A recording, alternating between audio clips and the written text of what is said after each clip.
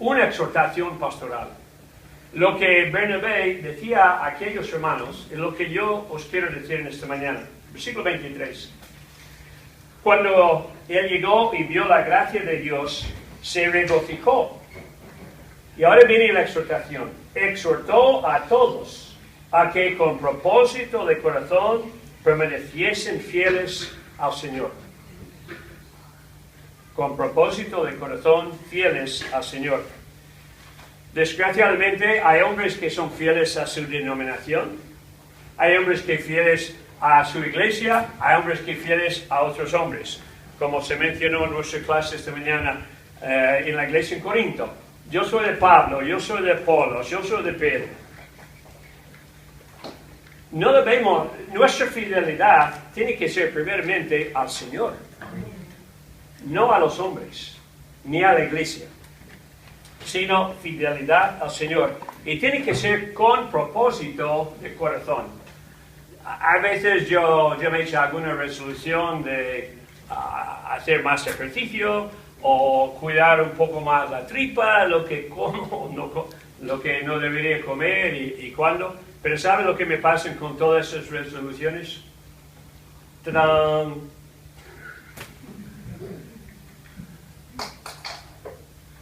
Pero con propósito de corazón, que me pasó hace 48 años, cuando me entregué a Cristo con propósito de corazón, el resultado es que 40 años después estoy aquí. Esa es la diferencia.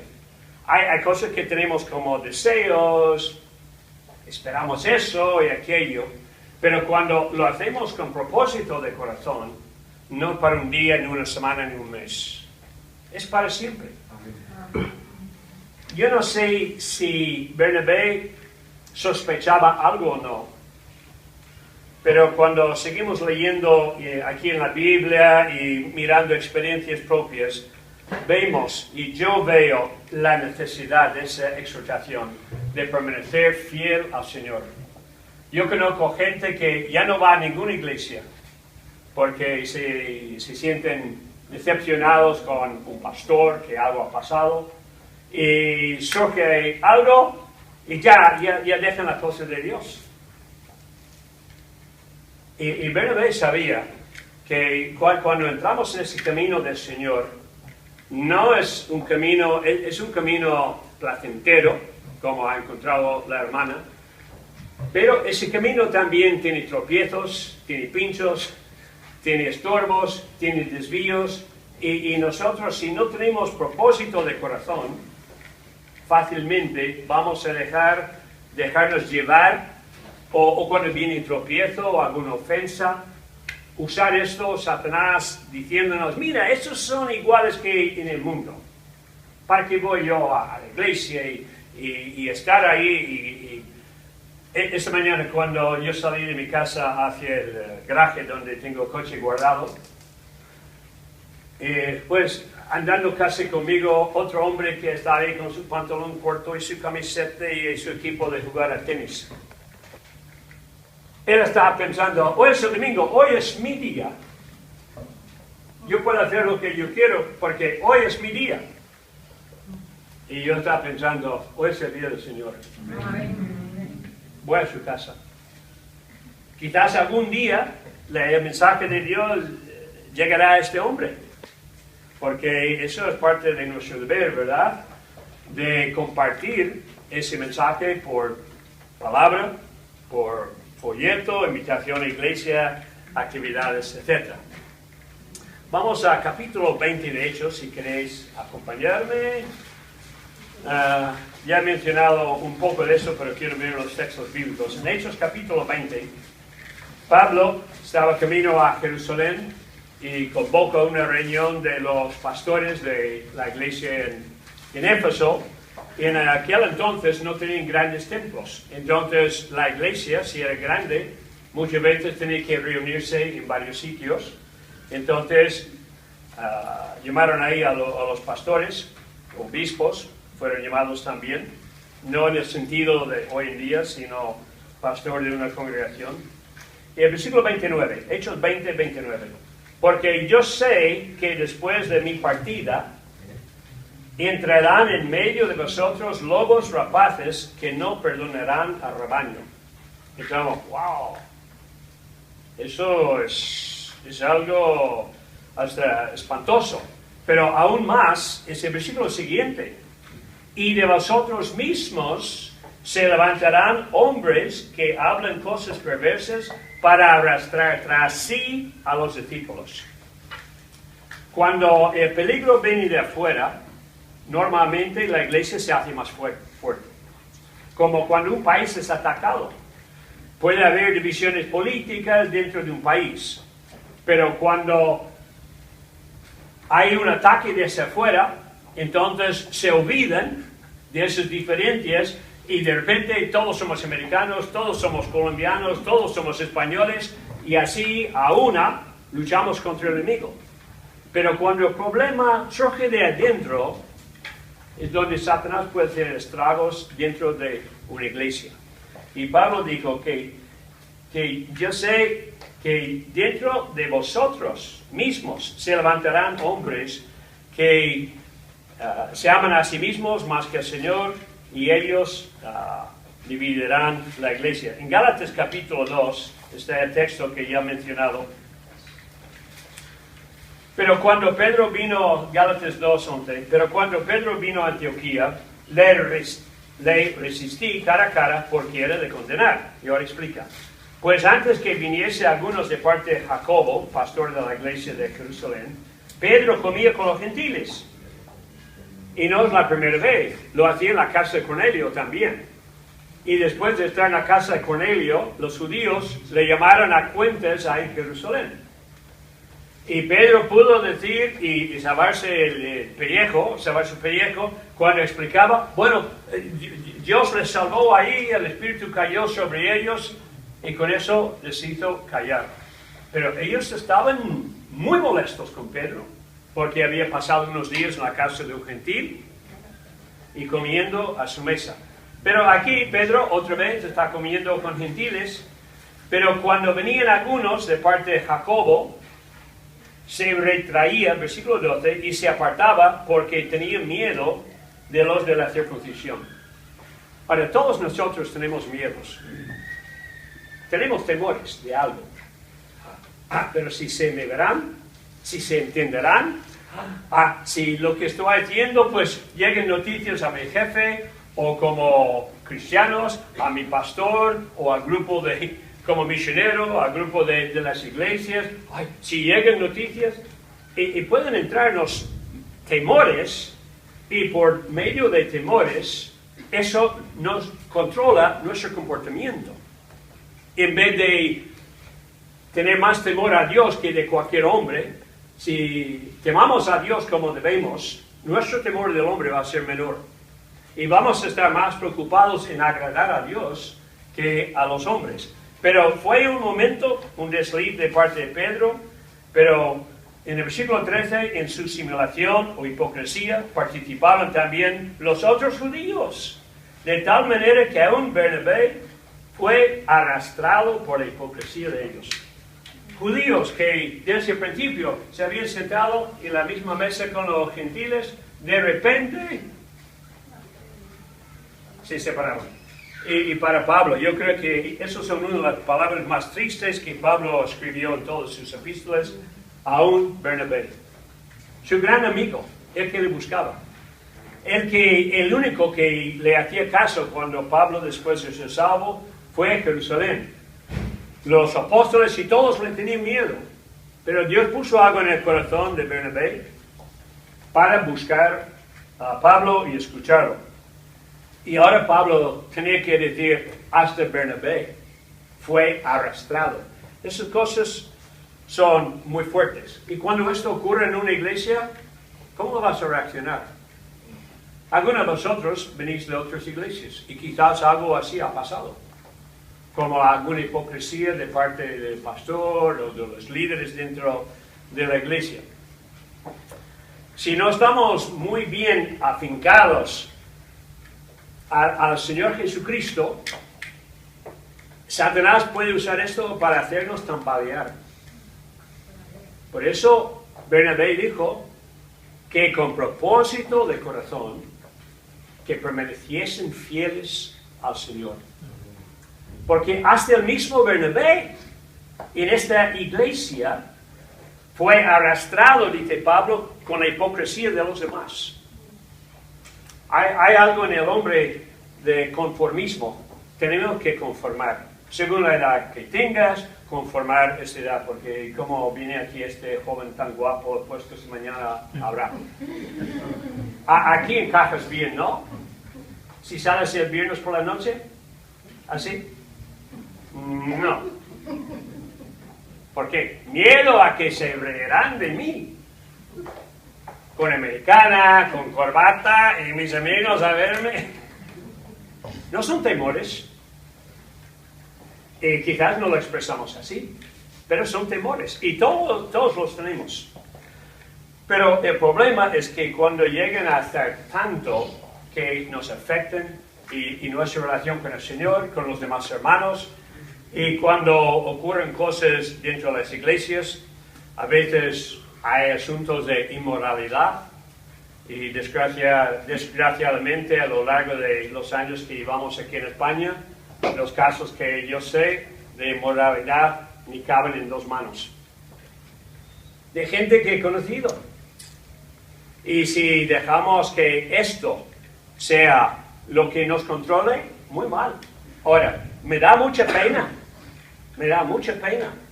cuando eso ocurre. Pero no debería decir o dejar que mi fe esté sobre los hombres. Porque los hombres siempre nos van a fallar. En cosas chicas, en cosas grandes. No hay ningún hombre perfecto. Todos los hombres en algún punto nos van a fallar en algo. Pero por eso dice Bernabé que debemos estar con propósito de corazón permaneciendo al Señor. O la manera de tratar a la gente. O si el pastor de verdad te parece que está practicando lo que predica. Es que todo el mundo tenemos ideas y tal, y cuando alguien me dice, pues pastor, has caído en mi pedestal, digo, pues, lo siento, yo no debería estar sobre ningún pedestal, solo Cristo. Ahora, el Señor usa a los hombres, pero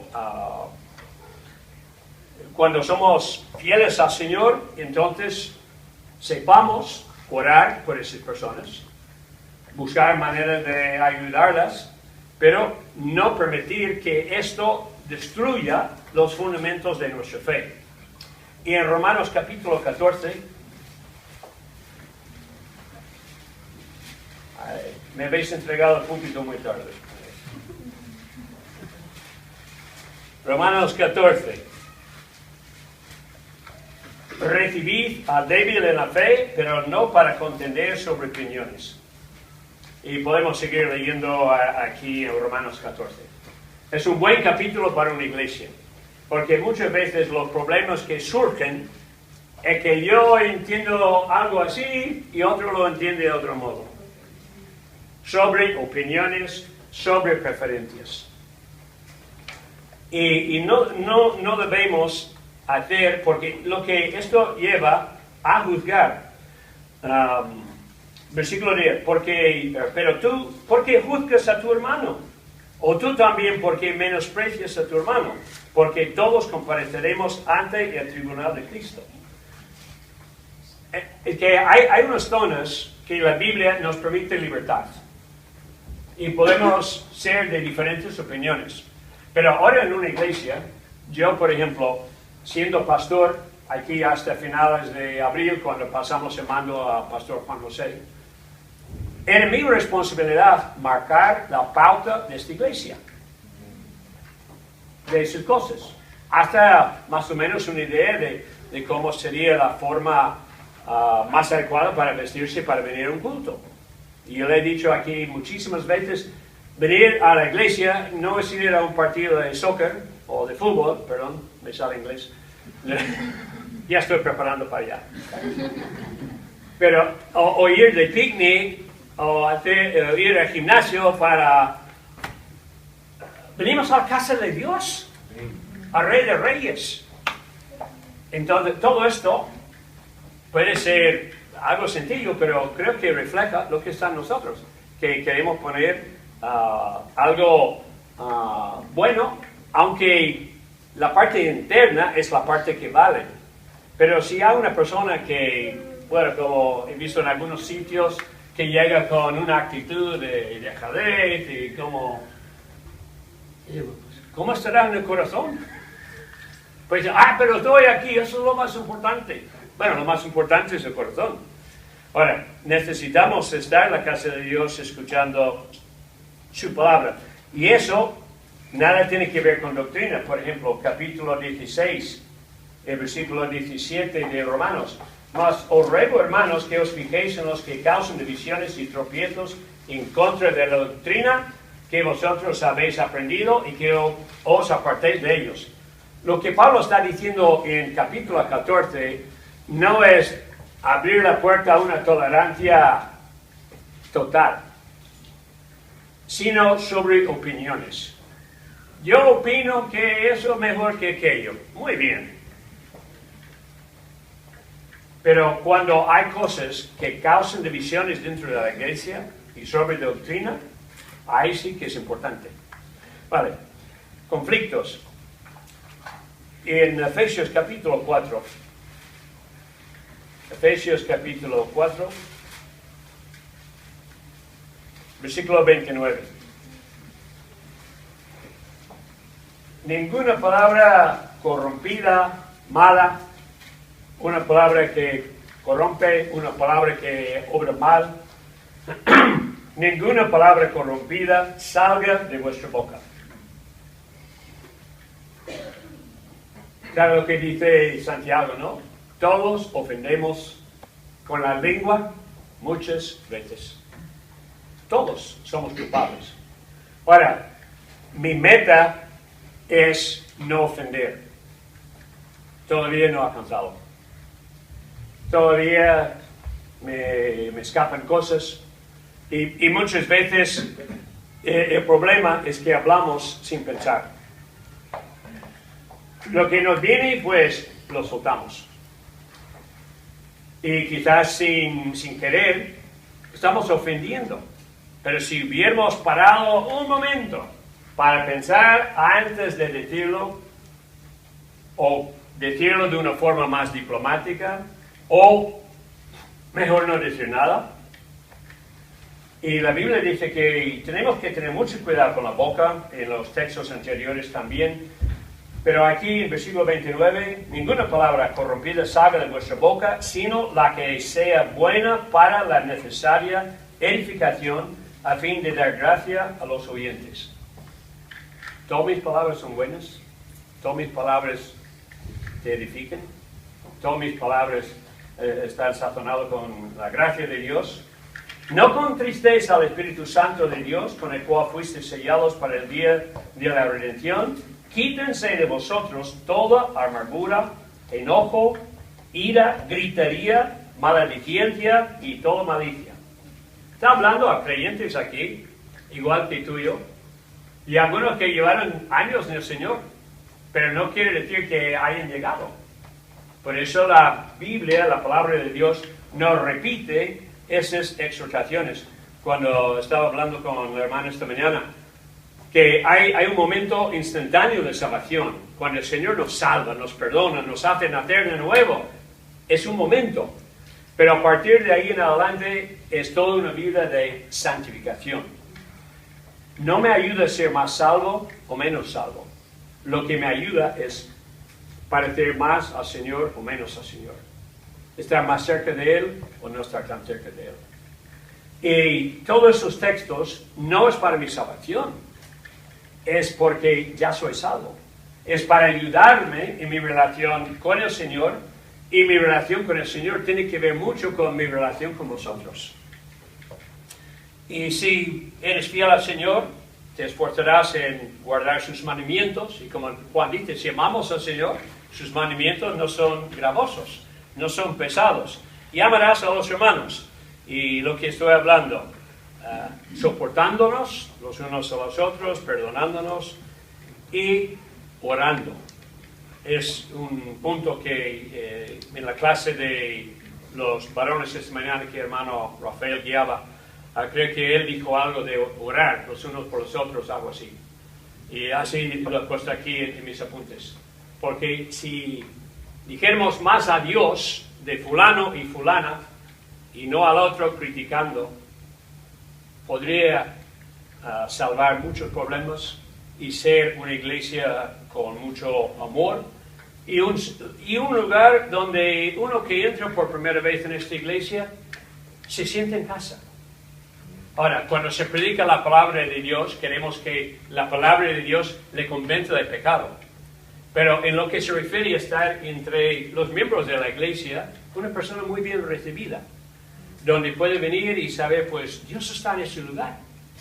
Y no solo por los cánticos y otras cosas, pero por el compañerismo, la manera en que nos tratamos los unos a los otros.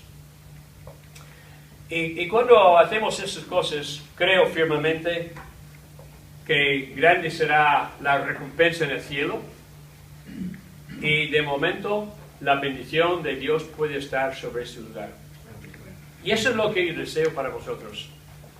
Dios nos ha bendecido, pero yo espero que la mano de Dios, su bendición, esté sobre este lugar para bendeciros, proyectos en el futuro, crecimiento, bueno, lo que Dios ponga en el corazón del pastor para guiaros de paso en paso hacia el futuro. Hay que estar con él, apoyarlo y el trato el uno con el otro, pero el epicentro de todo esto es mi relación con Dios. Lo demás yo puedo hacer una fachada, pero tarde o temprano esa fachada se va a caer como en un terremoto. Pero si lo hago con propósito de corazón, prometiendo fiel al Señor, entonces Dios me puede bendecir. Y lo que quiero ser, no solamente ser bendecido, yo quiero ser una bendición a otras personas.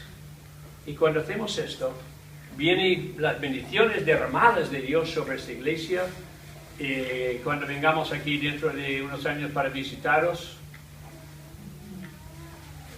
todos no entrarán aquí, habrá, no sé, los planes que habrá para el futuro, pero estas son las cosas que nos alegrarán el corazón.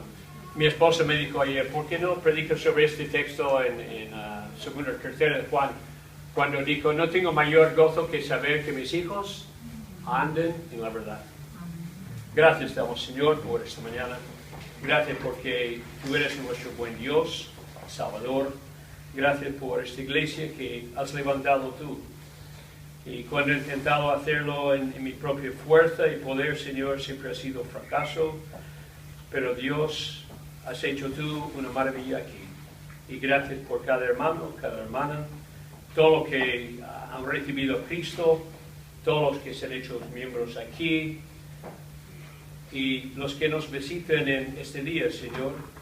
Pedimos una bendición para todos y que tu Espíritu Santo hable en nuestros corazones, porque algunos quizás necesiten recapacitar un poco sobre su forma, su actitud, lo que habla, o de perdonar o no perdonar, guardar rencor.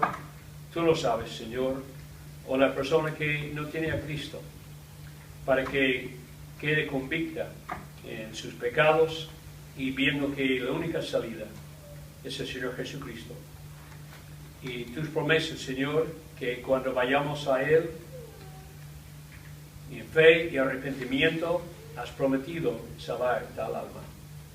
Ahora, Señor, queremos entregarnos en tus manos.